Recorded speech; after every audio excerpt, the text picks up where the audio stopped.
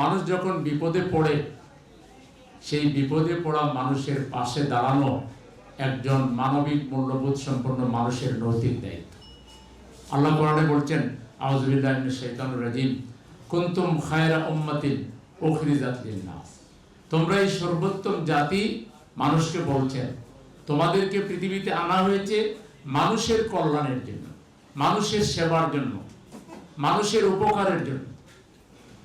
এবং আল্লাহ তাআলা কোরআন শরীফের সূরা বাকারার 177 নম্বর আয়াতে বলছেন, লাইসাল বিররা আন তুওয়াল্লু ওজুহাকুম কিবালাল মাশরিকি ওয়াল মাগরিব ওয়ালাকিন্নাল বিররা মান আমানা বিল্লাহি ওয়াল ইয়াউমিল আখির ওয়াল মালাইকাতি ওয়াল কিতাবি ওয়ান নাবিয়্যিন। এই পর্যন্ত ঈমান সংক্রান্ত আল্লাহ বলেছেন।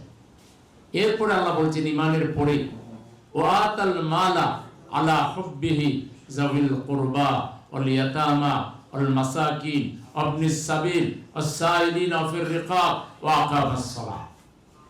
মাঝখানে 6টা পয়েন্ট ঈমানের পরে আনা হয়েছে মানব কল্যাণ সংক্রান্ত, মানুষের উপকার, এতিম, মিসকিন, সাহায্য প্রার্থী, অসহায়, হতদরিদ্র মানুষের পাশে দাঁড়াবার জন্য, নিজের নিকট আত্মীয়ের দিকে নজর দেওয়ার জন্য। প্রথমে বলা হয়েছে নিকট আত্মীয়, ওয়াতাল মালা আলা হুব্বিহি যাবিল কুরবা।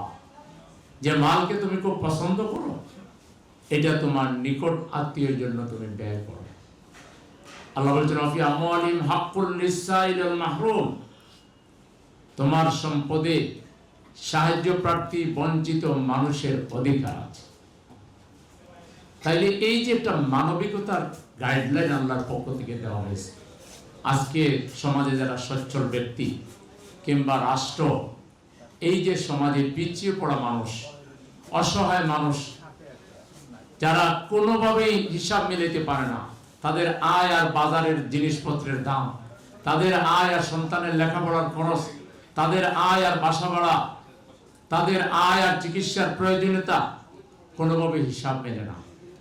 এই যে সমাজ দিন দিন বৈষম্যের চরম শিকার, বেইনসাফির চরম শিকার, এই সমাজকে যদি উঠিয়ে আনতে হয়, তাহলে আমাদেরকে একটা দায়িত্বশীল মানবিক সমাজ প্রতিষ্ঠা করতে হবে। আর এটা শুধু আল্লাহর দেয়া জীবন বিধান ইসলামের মাধ্যমে সম্ভব।